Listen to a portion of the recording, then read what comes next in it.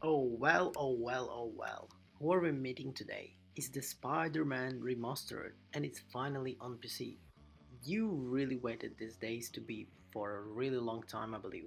Since the original release for the PS4, then remastered for PS5, DLCs, and everything. And finally, Spider-Man arrives on PC.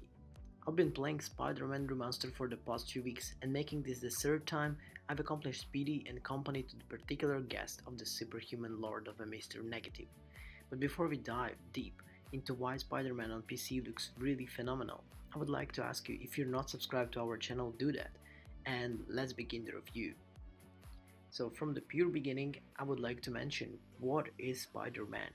Well, I don't think I need to do that because everybody knows Spider-Man as the character, and I think most of you watching this video are interested in how it performs on PC. Shortly, from pure fidelity and performance perspective, Spider-Man Remastered is gorgeous on PC. It runs extremely well on an open world game. Users can push details to open world New York based on the power of the rig.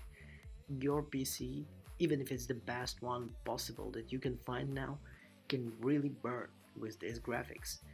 Using some Origin Neuron review system, you will be able to get 4K 60 performance with high or very high settings. These were some dips depending on the number of effects on the screen, but those usually cleaned up quickly, and you're dropping to the resolution of 140 or 2080 in the games that run buttery smooth. For those already familiar with the Marvel Spider-Mans, the game itself's never changed. It's still one of the best superhero games you can play today. So if you've not played it before, then the rest is you're really quite a dread. You spend the majority of your time in the game swinging from building to building, high above the bustling streets of Manhattan. You can get easily even most of enjoyable parts of the Marvel Spider-Man. Traversal can also feel like a core in the open world games, hence the prevalence of the fast travel within the genre, but never found myself wanting to use it here, as I cycling through the roof or hunting through the ground.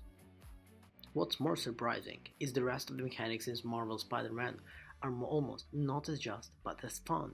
While the combat and stealthy section feels resembling to Batman Arkham Hank games, you really feel like a certain combat system type of game. There is a tremendous amount of depth here, and it really always feels like there is something new to master. Even after taking a gang of goons, without taking a damage and maintaining 100 of combos. The same degree of adhesion is clearly represents the game visual representation too, whether you wanna run it exclusively on PC and chased or not. Diving into the settings menu, you find a really robust set of graphic settings and options. You usually suspect something like NVIDIA's DLSS, NVIDIA DLA, ultra wide, whatever, ray tracing. This is all here. The amount of modularity is actually fantastic. It should be easy to find the best balance of quality and performance for your system, regardless of which tier of Marvel Spider-Man system requirements you're going to rig the mids. I should, as you would think, say that you need to get the best PC to get the best experience. You really waited so long to get the game on PC to experience it even in more and more crazier graphic. To say that, in 2000, I believe 18, when Marvel Spider-Man originally was released on PS4, it was already a great game. 2 years later we get remastered, and now it's on PC. Crazy, right?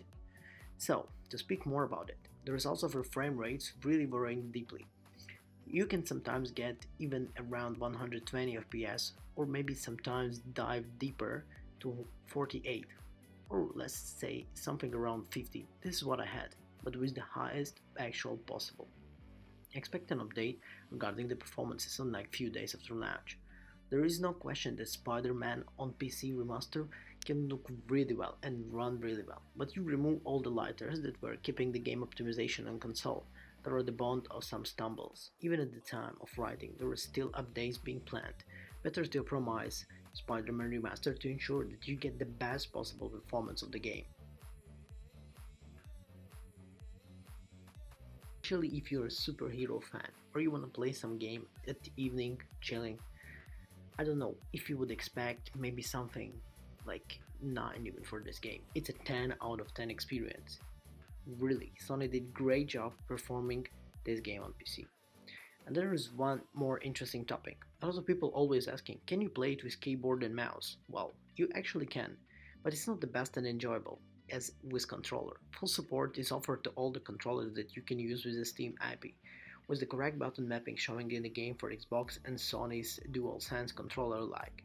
DualSense benefits from the work done on PS5 includes more accurate haptic and adaptive trigger support, but like all other games that utilize these features, only if you have the DualSense wired directly to your PC for them to work.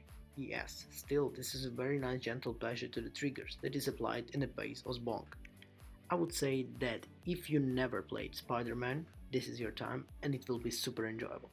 Thank you everyone for watching this video. Comment down below which another game you wanna see maybe from Sony on PC and which video you wanna see us to review. See ya.